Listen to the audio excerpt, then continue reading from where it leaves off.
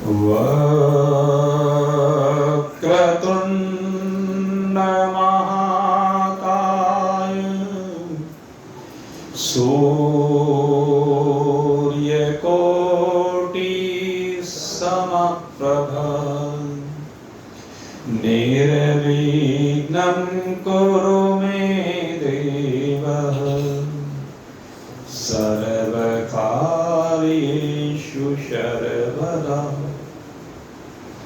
ॐ गजाननं भूतगणादिसेवितं कपित्थजम्बूफलचारुभक्षणम् उमासुतं शोकविनाशकारकं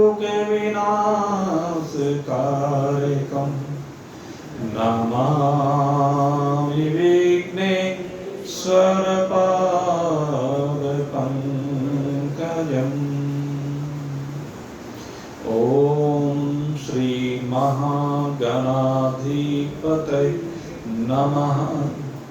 ॐ गं गणपतये नमः। ॐ गं गणपतये नमः। ॐ गं गणपतये नमः।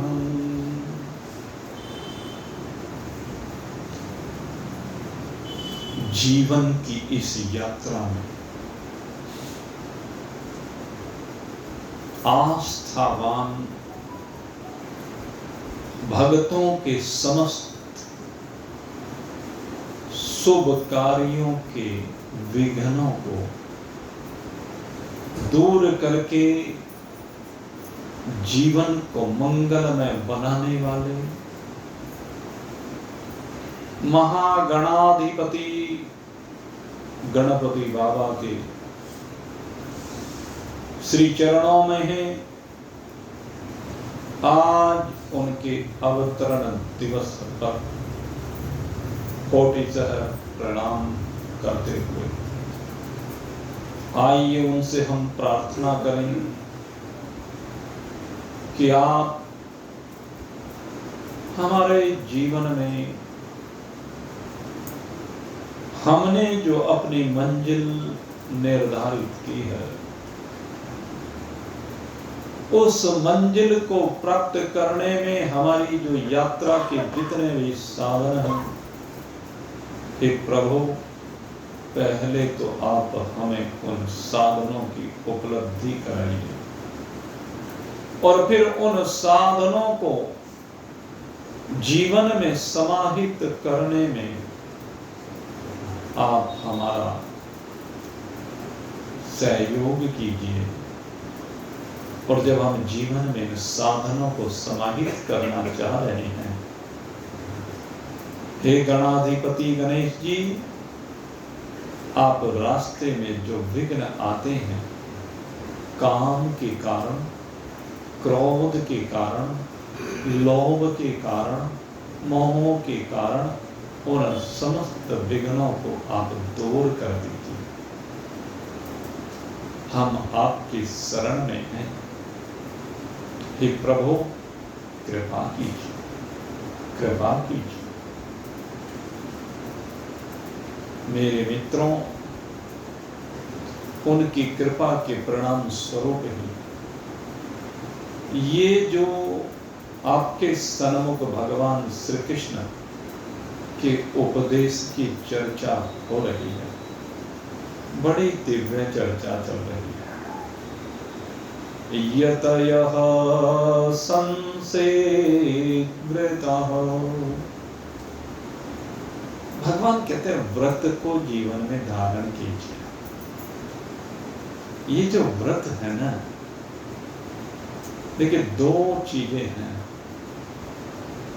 एक स्थूल शरीर से इनका संबंध है और दूसरे सूक्ष्म शरीर से इनका संबंध है। और सूक्ष्म शरीर से संबंध होकर के अंतःकरणों के माध्यम से अपने भावों की पुष्पांजलि हम इन व्रतों के माध्यम से भगवान को समर्पित कर सकें, ऐसा हमारा प्रयास होना चाहिए। स्थूल भाव और सूक्ष्म भाव, स्थूल भाव शरीर के लिए है, परिवार के लिए है, समाज के लिए है, संसार के लिए है, लेकिन सूक्ष्म भाव मेरे मित्रों अपने लिए है। सूक्ष्म भाव सबके कल्याण के लिए है, और ये सूक्ष्म भाव ही आपको आपकी मंजिल की ओर लेकर जाता है। जिन 5 व्रतों की बात आपके सम्मुख गत सत्संगों में की गई है, ये 5 व्रत स्थूल रूप से पहले जीवन में धारण किए जाते हैं, और स्थूल रूप से पहले जीवन में धारण करने के उपरांत फिर मैं कहता हूं कि स्थूल रूप इनका जो है वो संसार के लिए है। इनसे बल मिलता है, शक्ति मिलती है, आस्था बनती है, निष्ठा बनती है, और यही आपको सूक्ष्मता की ओर लेकर जाती है, और यहीं से आध्यात्मिक यात्रा प्रारंभ होती है। आध्यात्मिक यात्रा के ये आधार हैं। जब आप इनको अपनी आध्यात्मिक यात्रा के आधार बनाते हैं तो ये सत्य स्वरूप परमात्मा से आपका मिलन करा देते हैं। ये जो सत्य है ना, एक सत्य लौकिक सत्य है जिसकी चर्चा आपके सामने की गई है। लौकिक सत्य जो आप जैसा इन इंद्रियों के माध्यम से अनुभूत करते हैं वैसा ही प्रकट कर देना, ये लौकिक सत्य है।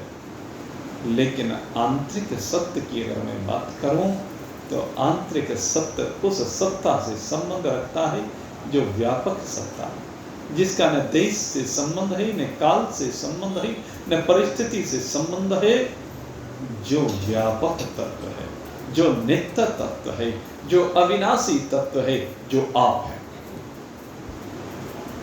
तो ये स्थूल सत्य से लेकर के सूक्ष्म सत्य तक, यथार्थ सत्य तक जाने की यात्रा है। सत्य व्रतों को जीवन में धारण करना, सत्य से संयुक्त जीवन को बनाना, जीवन के सब कार्य सत्य संकल्प में बनाना, यही आपको सत्य स्वरूप परमात्मा के साथ एक रूप करते हैं। तो स्थूल भाव भी है और सूक्ष्म भाव भी। ऐसी अहिंसा का भाव है। मेरे मित्रों, जब जीवन में अहिंसा का भाव आ जाता है, मन से, वाणी से, शरीर से कभी भी किसी जीव का कोई अहित ना करने की भावना, मन में भी किसी का हित ना करने की भावना होनी चाहिए, यह अहिंसा कहलाती है। अगर हम मन से भी किसी के बारे में बुरा चिंतन कर रहे हैं, किसी का बुरा करने का सोच रहे हैं, तो हिंसा बन जाती है। इसलिए मेरे मित्रों, ये अहिंसा की यात्रा कहते हैं परमो धर्म, ये परम धर्म है। जीवन में अहिंसा को समाहित करना, कभी किसी से कटु शब्द मत कहिए। सत्यम ब्रूयात् न अप्रियम ब्रूयात्। सत्य और अहिंसा दोनों एक साथ जुड़ गए हैं। यहाँ पर पहला सूत्र कहा कि सत्य को धारण कीजिए, लेकिन अप्रिय सत्य ना बोलिए। सत्य को मीठा बना करके परोसिए। कहने का ढंग है बस, लठमार भाषा में सीधे सीधे कह देना वो ठेस पहुंचाता है, लेकिन उसी बात को मीठा भाव उसमें मिला करके प्रकट कर देना, ये आपको आपकी ओर ले जाने वाला बन जाता है। ये परमात्मा से प्रेम का कारण बन जाता है। ये मधुरता आपके जीवन में रस घोल देती है, और ये रस ही आगे जाकर के आपके रस स्वरूपता में आपको विराजमान कर देती है। अस्तेय की बात जब हमने की है तो अस्तेय कहते हैं कोई चोरी का भाव ना हो, किसी भी प्रकार की कोई चोरी जीवन में नहीं होनी चाहिए। एक स्थूल भाव है, स्थूल पदार्थों की चोरी का भाव है। लेकिन दूसरा जो भाव है, चोरी हम मन से कर रहे हैं। तन से तो बड़े बाद में होती है, पहले तो मन से है। और मन से चोरी कौन सी चोरी है मेरे मित्रों?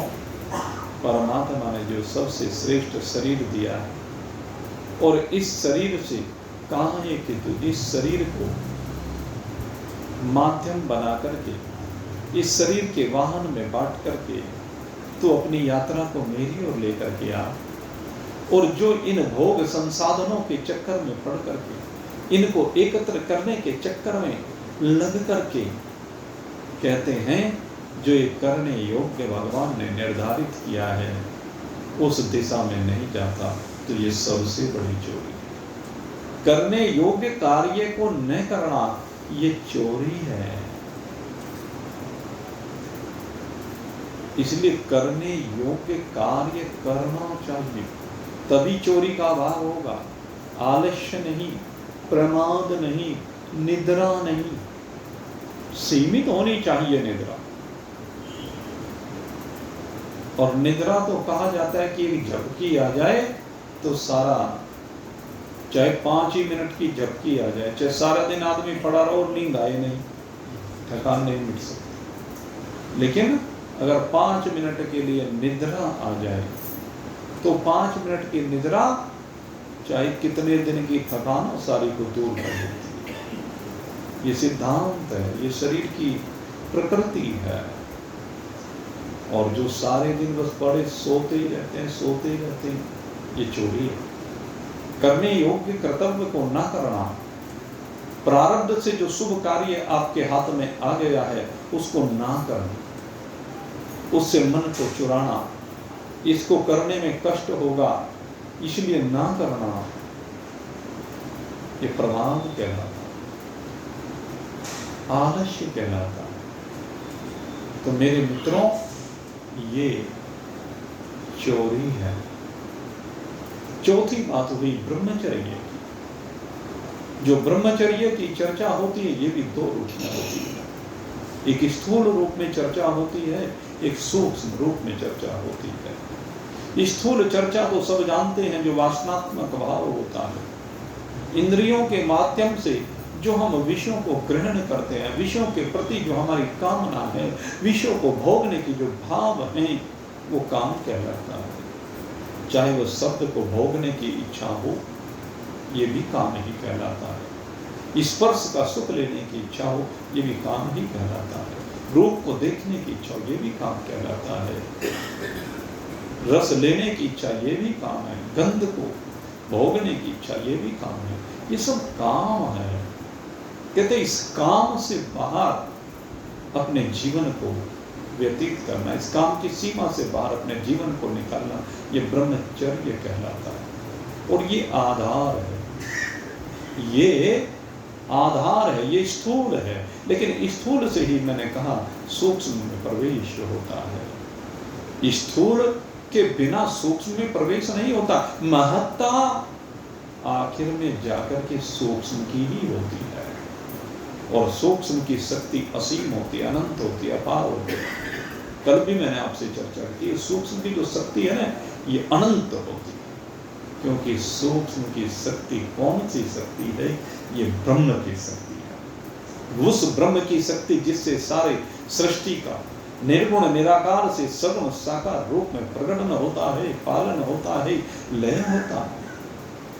ये उस ब्रह्म की शक्ति है। उस ब्रह्म की शक्ति के साथ एक रूपता का होना, ये ब्रह्मचर्य की पराकाष्ठा है।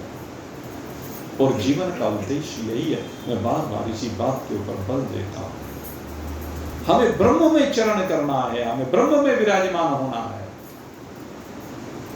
हर समय कण कण में एक ब्रह्म को अवलोकित करना है। और जब कण कण में हम ब्रह्म को अवलोकित करेंगे तो कौन सा काम रह जाएगा, कौन सा क्रोध रह जाएगा, कौन सा लोभ मोह राग द्वेष ईर्ष्या रह जाएगी? नहीं रहेगी मेरे मित्रों। स्थूल भाव तो वहां रहता ही नहीं। जब आप सूक्ष्मता में विराजमान हो जाते हैं, जब अपने स्वरूप में विराजमान हो जाते हैं, जब ब्रह्म चिंतन के अतिरिक्त कोई दूसरा चिंतन नहीं होता है, तो मेरे मित्रों उस समय स्थूलता कहाँ रहती है?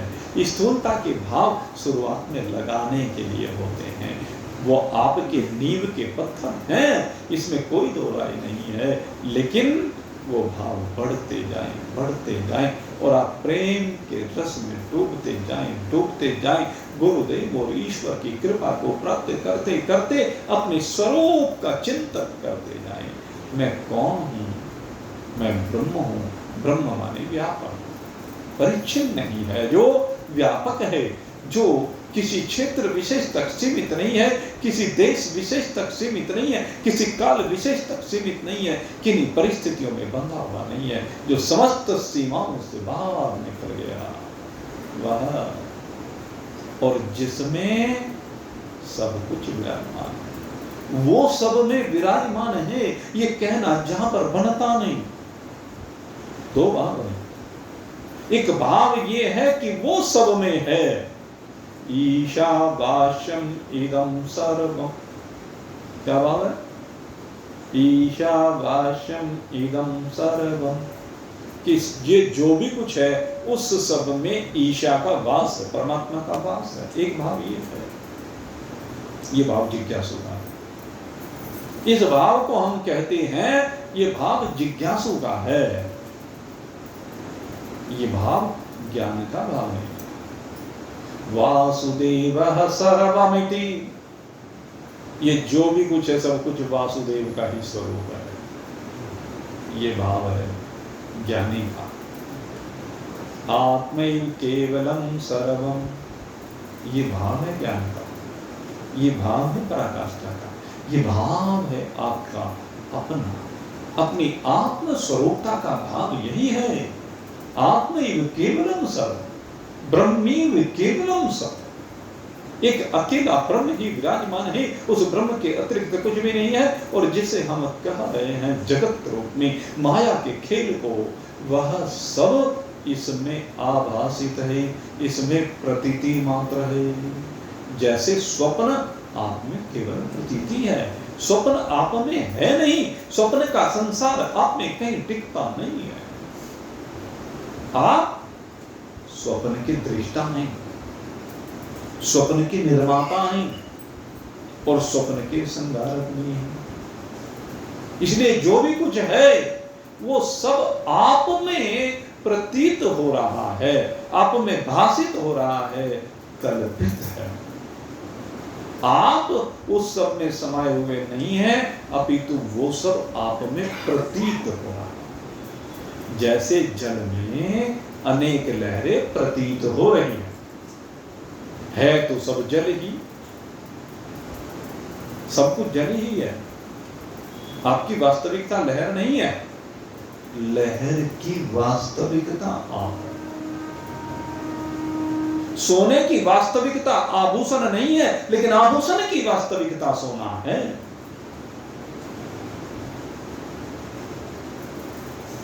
चिंतन करें, सूत की वास्तविकता वस्त्र नहीं है, अपितु वस्त्र की वास्तविकता सूत है। तो हम सबकी वास्तविकता ब्रह्म है। ब्रह्म की वास्तविकता हम नहीं, हम ब्रह्म की वास्तविकता नहीं। अब जब तक हम रहता है तब तक ब्रह्म होता ही नहीं, जब तक वस्त्र रहता है तब तक सूत होता नहीं है, जब तक आभूषण रहता है तब तक सोना है नहीं। जब तक मैं पना है तब तक ब्रह्म है नहीं, और जब मैं हट जाती है तो ब्रह्म के अतिरिक्त कुछ रहता नहीं। यही विषय है, जब मैं हट जाती है तो ब्रह्म के अतिरिक्त कुछ होता नहीं है, और यही है वास्तविक ब्रह्मचर्य। जब आपकी दृष्टि में ब्रह्म के अतिरिक्त कुछ रहा ना जाए, यही है आपकी वास्तविकता। और ये वास्तविकता अनंत है, असीम है, अपार, किसी सीमा में बांधा नहीं जा सकता। तो इस प्रकार से ये चौथा महाव्रत है, और पांचवें महाव्रत की अगर मैं बात करूं तो वह अपरिग्रह। अपरिग्रह मेरे मित्रों वैराग्य की पराकाष्ठा है। केवल उतना संग्रह करना जितने से आपका काम चल जाता है। और सबसे बड़े अपरिग्रही श्री सुखदेव जी दिखाई देते हैं, जिनका कहीं भी कोई परिग्रह नहीं है। न वस्त्र में कोई परिग्रह है, वस्त्र इकट्ठा करने की इच्छा नहीं है। किसी आभूषण में कोई परिग्रह नहीं है। समलोष्ठा समकांचना, उनकी दृष्टि में मिट्टी और सोना सब एक ही है। समलोष्ठा समकांचना, जहां पर मिट्टी और सोना एक हो जाता है, क्योंकि पंचभूतात्मकम विश्व। महान पुरुषों का दृष्टिकोण होता है ये जो पंचभूतात्मक है, सारा ही पंचभूतात्मक है। सभी के शरीर एक जैसे हैं। कुम्हार ने मिट्टी को घोल करके रौंद करके उसको न जाने क्या क्या रूप दे दिया। घड़े में भी वही मिट्टी है, सुराही में भी वही मिट्टी है, सकोरे में भी वही मिट्टी है, कमंडलों में भी वही मिट्टी है। घड़े में जो मिट्टी है वही सब में, जो खेल खिलौने बनाता है उनमें वही मिट्टी है। कुम्हार की कल्पना किसी मिट्टी को कृष्ण बना देती, किसी मिट्टी को राधा बना देती, किसी को विष्णु भगवान बना देती। और इस समय तो गणपति बाबा बना रखे, खूब रखे हुए बाजारों में। गणपति उत्सव चल रहा है तो गणपति महाराज, और अभी आप देखेंगे अब से 15 दिन बाद लाइन लग जाएगी, देवी बन जाएगी। वही मिट्टी, एक ही मिट्टी के अनेक रूप। तो एक ही मिट्टी से स्त्री बन गए, पुरुष बन गए, ब्राह्मण क्षत्रिय वैश्य शूद्र बन गए। ये जो हमने सब कुछ बना दिए, कह रहे आगे दिवाली पर लक्ष्मी गणेश बन जाएंगे। बने मिट्टी के रूप है। भगवान अपनी सृष्टि में कभी कुछ बनाता है, कभी कीड़ी बनाएगा, कभी मच्छर बनाएगा, कभी मक्खी बनाएगा, कभी हाथी बनाएगा, कभी शेर बनाएगा, कभी कुकर बनाएगा, कभी सूकर बनाएगा, कभी पता नहीं क्या क्या बनाएगा। पर बड़ भाग्य मानुष तन पाओ, लेकिन बड़ा भाग्य होता है जिनके शरीर को मनुष्य का गढ़ देता। जब मनुष्य का शरीर भगवान गढ़ देता है तो ये सबसे सुंदर होता है। लेकिन सबसे सुंदर शरीर का हम सबसे ज्यादा दुरुपयोग करते हैं। इसीलिए व्रतों की बात कही, किसी अन्य जीव के लिए व्रत कहेगा? किसी शास्त्र में लिखा है क्या कि शेर को हिंसा नहीं करनी है? बताओ, किसी शास्त्र में लिखा है? और अगर लिखा भी हो तो शेर की समझ में आएगा क्या? शेर मानेगा क्या? शेर के लिए कोई नियम कानून नहीं है। वह निद्रार मैथुनम च समानी तत्पशु बिना। कुत्ते के लिए कोई नियम है, बिल्ली के लिए कोई नियम है, चूहे के लिए कोई नियम है, मक्खी मच्छर के लिए कोई नियम है? और तुम बनाते रहो, वो मानेगा क्या? वो नहीं मानता। वो उसके अपने नियम, वो उन नियमों से बंधा हुआ है। शेर जंगल का राजा है, शेर को भोजन चाहिए तो किसी न किसी पशु पक्षी को पकड़े और खा जाएगा, उसे और कुछ मतलब नहीं। तो भगवान ने ये जो व्रत बनाए हैं ये भी मनुष्यों के लिए बनाए हैं।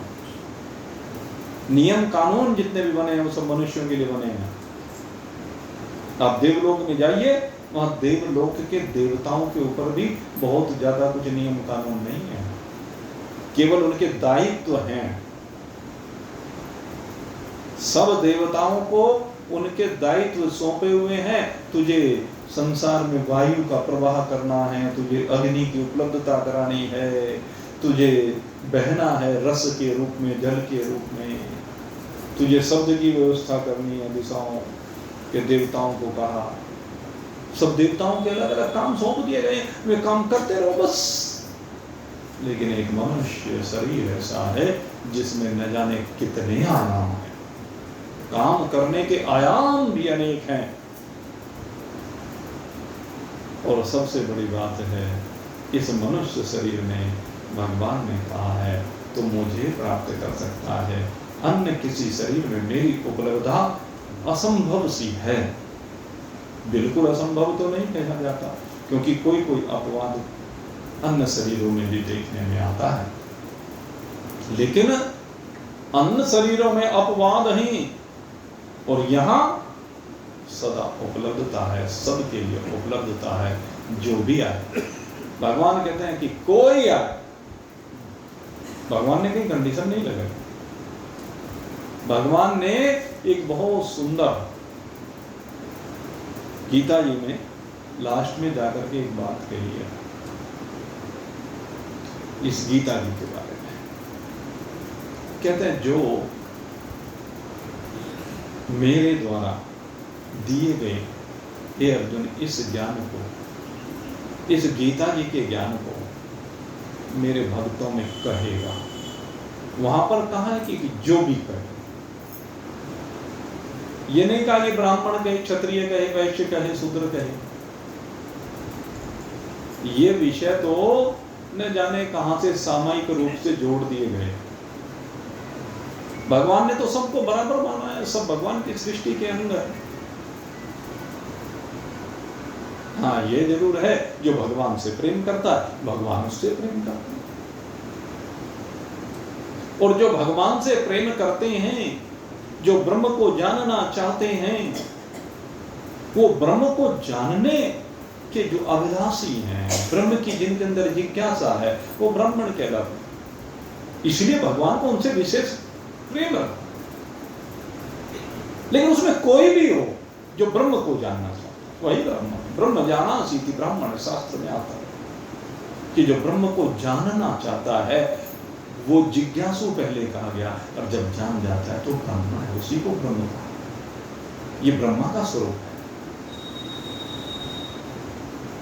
तो भगवान कहते हैं कि जो कोई भी इस गीता के ज्ञान को मेरे भक्तों में कहेगा, भक्तों में कहा, वहां पर एक कंडीशन लगाई गई, ये नियम कानून की बात हर जगह पर की गई है। भगवान ने कहा कि जो श्रद्धावान नहीं है, जो तपस्वी नहीं है, दोनों बात क्या, जिसकी श्रद्धा नहीं है और जिसका तप नहीं है, अर्थात जो संयमित नहीं है, जिसका जीवन जो भोगों में डूबा पड़ा है, कहने लगे उसके सामने नहीं कहना, जो किसी की मानता नहीं उसके सामने नहीं कहना, जो अपनी इंद्रियों पर नियंत्रण करने का प्रयास नहीं कर रहा है उसको नहीं कहना, तपस्वी से कहना, श्रद्धावान से करना है, और जो सुनने की अभिलाषा रखता हो उसको कहना। आप सब लोग यहां पर आते हैं सुनने के लिए, आते हैं, तप करके आते हैं, भरी गर्मी हो, सर्दी हो, बरसात हो, उसको सहन करते हुए बहुत दूर दूर से रोज रात्रि के समय पर आना बहुत बड़ी बात होती है। इसको तप कहा गया है, तपस्वी है। और आते किस लिए? सुनने की अभिलाषा। प्रसाद खाने तो कोई नहीं आता, जो उनसे प्रसाद खाने के लिए आएंगे वो तो लास्ट में आएंगे, और जो उनसे मेरे आने से पहले भी आ जाते हैं, सत्संग प्रारंभ होने से 15 मिनट पहले, और कुछ तो ऐसे आधा घंटा पहले, कुछ आधा घंटे से भी पहले बाहर आकर के बैठ जाते हैं। मैं आधा घंटे पहले दरवाजा खोलता हूँ, कुछ ऐसे जो पौना घंटे पहले भी आ जाते हैं। तो उनके अंदर कुछ जिज्ञासा है ना, कुछ तड़प है ना, कुछ ललक है ना, कुछ तड़प, कुछ ललक, कुछ आकुलता, कुछ व्याकुलता, यही सब तो है। इसी को कहते हैं जिज्ञासा, इसी को कहते हैं सुनने की इच्छा। और जब आपके अंदर ये इच्छा होती है, आपकी ये इच्छा, यही गीता का रस आपके कर्णपुटों के माध्यम से आपके हृदय में पहुंचा देती है। भगवान कहते हैं कि जो इस गीता के रस को समर्पित करता है, भक्तों में, श्रद्धा युक्त भक्तों में, न च तस्मान मनुष्येषु कश्चिन में प्रिय कृतम। तो कितनी बड़ी बात है। न च तस्मान मनुष्येषु, कहते इस मनुष्य समुदाय, कितने मनुष्य शरीरधारी इस संसार में हैं। कहते हैं मनुष्य योनि मैंने सबसे श्रेष्ठ बनाई, लेकिन सर्वश्रेष्ठ योनि में भी जो इस कार्य को कर रहा है, न च तस्मान मनुष्य, तो कहते हैं उस मनुष्य के जैसा कश्चित में प्रिय, कहना कोई दूसरा मुझे प्रिय कैसे हो सकता है। कहने लगे वो मुझे अत्यंत प्रिय है। भविता न च मे तस्मात् अन्नः प्रियतरो भुवि। कहते हैं धरा नाम पर, इस भूमि पर कहने लगे इससे प्रिय करने वाला जो मुझे प्रिय लगता है। देख लो सूत्र की बात है। जो कहते हैं ना कि भाई कुछ उपाय बता दो, पता नहीं रोज मैं उपाय बताता हूं, और फिर भी जब अकेले बता जी कुछ उपाय बता दो जिससे तर जाऊं, और ये तरने के उपाय बताता हूं। आज भगवान ये सबसे श्रेष्ठ उपाय बता रहे। ये शब्द पूरी गीता में और कहीं नहीं कहा, जितने भी साधनों की बात की भगवान ने सारे साधन इस गीता जी में बताए, कोई ऐसा साधन नहीं जो ना बताया। लेकिन आखिर में जाकर के कह दिया कि जो इस गीता शास्त्र को मेरे भक्तों में कहेगा, मेरे भक्तों को सुनाएगा, आस्थावान भक्तों को सुनाएगा, कि उससे अधिक प्रिय मुझे जगत में कोई दूसरा नहीं है। सीधा सा कारण दे दिया। जो भगवान की महिमा का गुणानुवाद करेगा, भगवान कहते हैं मुझे उससे अधिक प्रिय कोई दूसरा नहीं है। कहने न भविष्य में होगा भविता, भविष्य में भी उससे अधिक कोई प्रिय नहीं होगा। कहले मुझे उससे प्रिय कोई है ही नहीं जो मेरी भक्ति का प्रचार प्रसार करता है, जो मेरे स्वरूप की महिमा का गायन करता है, मेरे स्वरूप के बारे में सबको समझाता है। कहते उससे प्रिय मुझे कोई दूसरा कैसे हो सकता है। और कहते हैं जो मेरे ऐसे प्रिय भक्तों से मेरे इस स्वरूप की चर्चा को सुनता है और गुणता है, विचार करता है, कहते हैं वो भी मेरे द्वारा ज्ञान योग से पूजित होता है। अर्थात वो मेरे उस दिव्य ज्ञान को प्राप्त करता है, जिस ज्ञान को प्राप्त करने के बाद कहते कुछ प्राप्त करना शेष नहीं रह जाता है।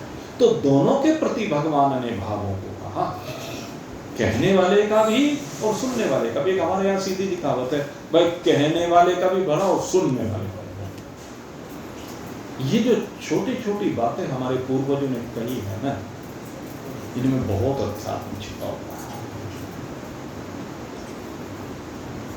आगे हो शब्द नहीं जोड़ा, हो तो कुछ जोड़ देता है, हो जोड़ने की आवश्यकता नहीं। कहने वाले का भी भला और सुनने वाले का भी भला। हमारे मनीष जी कहते हैं कि जो गीता को कहता है, वेदांत को कहता है, इन शास्त्रों को, सत शास्त्रों को कहता है, उसका तो भला अपने आप ही होगा, उसका भला। और जो इसको सुनता है उसका भी भला अपने आप ही हो जाएगा। भगवान से कुछ मांगने की आवश्यकता नहीं है, भगवान से मांगना ही नहीं है। क्या जरूरत है भगवान से मांगने की? भगवान को मालूम नहीं है क्या? अरे जो भी कुछ बनाया वो सब भगवान ने बनाया। जो भी परिस्थितियां हैं उन सब को भगवान सदा देख रहा है, उनका दृष्टा है। और जो परिस्थिति आई है उनके बारे में एक बिल्कुल सही बात समझ लीजिए, ये भी नहीं रहेगी। सीधी सी बात है, जो इस समय परिस्थिति है ये भी नहीं रहेगी। जो कल थी वो नहीं रही, तो जो आज है वो कैसे रहेगी आगे? जो परिस्थिति अभी आप यहाँ बैठे हुए हैं और इस परिस्थिति में आपका मन लग रहा है, भगवान में मन लग रहा है, भगवान से प्रेम कर रहे हैं, भगवान के भाव में डूबे हुए हैं, भगवान को प्राप्त करने की जिज्ञासा है, संसार को भूले हुए हैं। इस समय परिस्थिति है, लेकिन 1 घंटे बाद ये परिस्थिति शायद ना रहे, कम की रहे। ये परिस्थिति हो सकता है, क्योंकि जैसे यहां से सत्संग सुनने के बाद बाहर निकलेंगे तो परिस्थिति में बदलाव आ जाता है। कौन सा दृश्य देखना पड़े, किन परिस्थितियों में जाने पड़े, परिवार में जाएंगे, वहां के बाद तो ये भी नहीं रहेगा। तो जो दुख आया है ये भी नहीं रहेगा। जो सुख दिख रहा है आपको वो सुख नहीं है। विषयों की अनुकूलता को सुख कहते हैं और परमात्मा के मिलन को आनंद कहते हैं। इन आनंद और सुख में जमीन आसमान का अंतर है। इस अंतर को पहचानो। जब तक इस अंतर को नहीं पहचानोगे तब तक अपने में स्थित नहीं हो सकते और भगवान के प्रिय नहीं बन सकते। और जब तक भगवान के प्रिय नहीं बनेंगे तब तक वासुदेवः सर्वमिति स महात्मा सुदुर्लभ। भगवान कहते हैं चराचर जगत में केवल एक परमात्मा का अवलोकन करने वाला ऐसे महात्मा का मिलना अत्यंत दुर्लभ है, जिसे चराचर जगत में एक परमात्मा के अतिरिक्त तो कुछ भी दिखाई ही नहीं देता। महात्मा तो ऐसा चाहिए, ये अत्यंत दुर्लभ है। तो मेरे मित्रों, ये दुर्लभता आपको सहज सुलभ हो रही है। आप स्वयं इस भाव में डूब रहे हैं। आप सब वह महात्मा बन सकते हैं। गौर करना है सब। आप सब वही महात्मा बन सकते हैं, क्योंकि आप इस रस को पान कर रहे। एक भृंगी नाम का कीड़ा होता है। भृंगी नाम का जो कीड़ा होता है, ये भृंगी नाम का कीड़ा कैसे बनता है आपको बताएं। ये भृंगी जो कीड़ा होता है वो भृंगी के रूप में पैदा नहीं होता। ये उसकी विशेषता है भृंगी की वृद्धि। ये भृंगी नाम का जो कीड़ा है ये क्या होता है, कहते हैं किसी कीड़े को पकड़ लाता है, कहीं से किसी कीड़े को पकड़ के लाता है और पकड़ के लाकर के एक जगह पर कैद कर देता है और एक जगह पर कैद करके उसे अपनी आवाज सुनाता है, घूं घूं घूं, और वो घूं घूं की आवाज सुनाते सुनाते सुनाते वो उस घूं घूं में रमता चला जाता है और वो भी घूं घूं घूं घूं करने लगता है। और जैसा वो भृंगी कीड़ा है वैसा ही शरीर उसका भी हो जाता है। ये भृंगी कीड़े की विशेषता। भगवान अवधूत दत्तात्रेय जी ने भृंगी कीड़े की इस विशेषता को देखा और इस विशेषता को देख करके नतमस्तक हो। ये तो हमारा गुरु है, ये भृंगी हमारा गुरु है। अरे इस की विशेषता देखो कि जो भी इसके संपर्क में आता है उसे अपने जैसा बना देता है। और महान पुरुषों की यही विशेषता होती है कि जो भी उनके संपर्क में आता है वो ब्रह्म ज्ञानी महान पुरुष उन सबको ब्रह्म ज्ञानी बना देता है, महात्मा महात्मा बनाता है।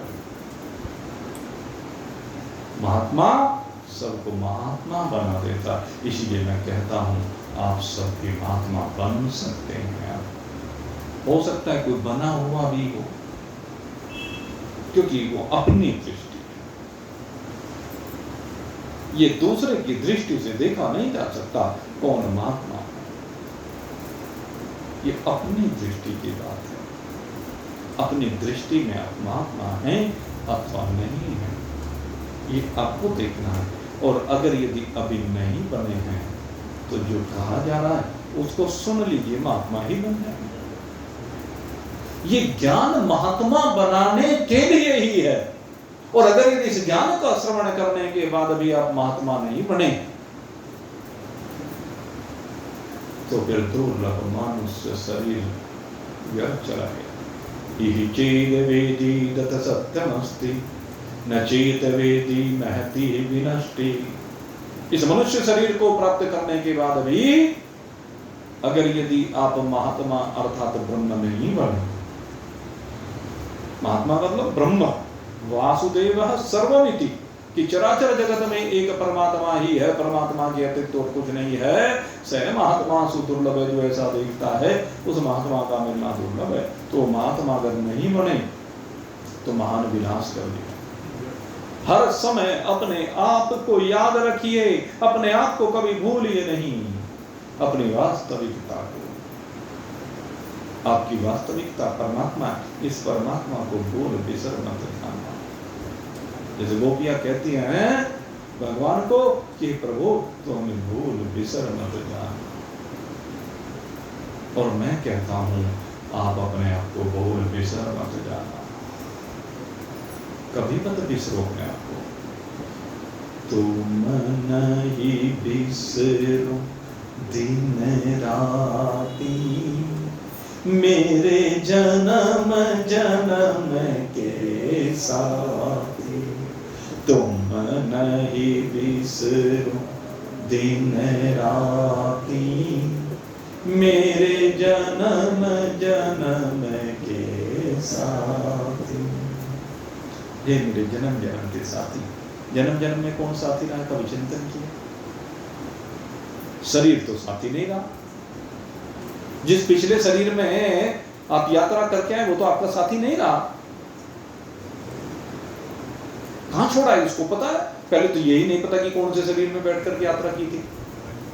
और किसी को चलो किसी सिद्धि के कारण से पता चल भी गया हो तो उस शरीर को दोबारा ला सकते हो क्या?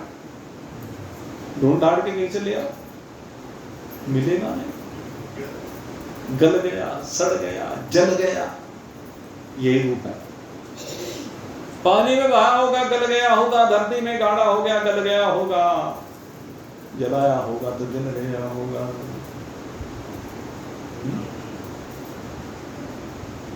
तो ये शरीर साथी है क्या? जो सा अब है, जब पिछले वाला आपका साथी नहीं रहा तो ये रहेगा क्या? ये शरीर भी आपका साथी नहीं है। कुछ ही समय के बाद ये शरीर की गाड़ी भी गल जाएगी, है? सड़ जाएगी, जल जाएगी, निश्चित है। सबको पता भी है पर मानते हैं, फिर भी इसी में चिपके पड़े, फिर भी इसी के धर्म में लगे हुए, इसके धर्म से बाहर निकलते नहीं, इसके धर्मों में अंधे हो गए हैं, इसके पोषण में अंधे हो गए हैं। चिंतन करें, और चिंतन करके मेरे मित्रों, वासुदेव सर्वमिति, क्या पहचाने कि चराचर जगत में एक परमात्मा ही है, परमात्मा के अतिरिक्त और कुछ दूसरा है नहीं। और इस भाव में आकर के असीम शांति का, असीम चैन का, असीम आनंद का अनुभव कीजिए और मौज मनाइए। आप सभी को भगवान गणपति बाबा के इस अवतरण दिवस की बहुत बहुत शुभकामनाएं अर्पित करते हुए, उनसे प्रार्थना करते हुए आप सभी के लिए कि इस अध्यात्म की यात्रा में, इस परमात्मा पथ की यात्रा में, इस अपने स्वरूप की ओर जो आप बढ़ रहे हैं इस यात्रा में, हे गणपति बाबा, जो भी रास्ते में विघ्न हैं, चाहे वह प्रारब्ध जनित विघ्न हो, चाहे वर्तमान के निर्मित विघ्न हो, चाहे कामनाओं के द्वारा जनित विघ्न हो, चाहे दैविक विघ्न हो, चाहे आदि भौतिक विघ्न हो, हे गणपति बाबा इन सब विघ्नों को जीवन से हटा दीजिए और हमारे मनोबल को इतना बढ़ा दीजिए कि हम केवल और केवल अपनी ब्रह्म स्वरूपता में विराजमान होकर के असीम आनंद की अनुभूति करें। आप सभी के लिए बहुत बहुत शुभकामना करते हुए अब यहीं पर सत्संग को विश्राम दे रहे हैं। और दो सूचना, एक सूचना वैसे तो कल भी आपको दे दी गई थी, लेकिन कल कुछ लोग कम थे, इसलिए एक बार पुनः आपको सूचना दे रहे हैं। इस बार जो नवरात्रि आ रहे हैं 15 अक्टूबर से, इन नवरात्रियों में 9 दिन का मां भगवती का नववाहन पारायण किया जाएगा। इन 9 दिनों में मां भगवती की महिमा का गुणानुवाद करेंगे और वो गुणानुवाद 1 घंटा नहीं 2 घंटे करेंगे। ये 2 घंटे का श्रीमद् देवी भागवत के आधार पर और 9 दिन की जो हमारी जो नव दुर्गा के स्वरूप हैं उनके आधार पर ये कथा आपके सामने रखी जाएगी। तो पहला तो ये विषय है और दूसरा विषय ये है,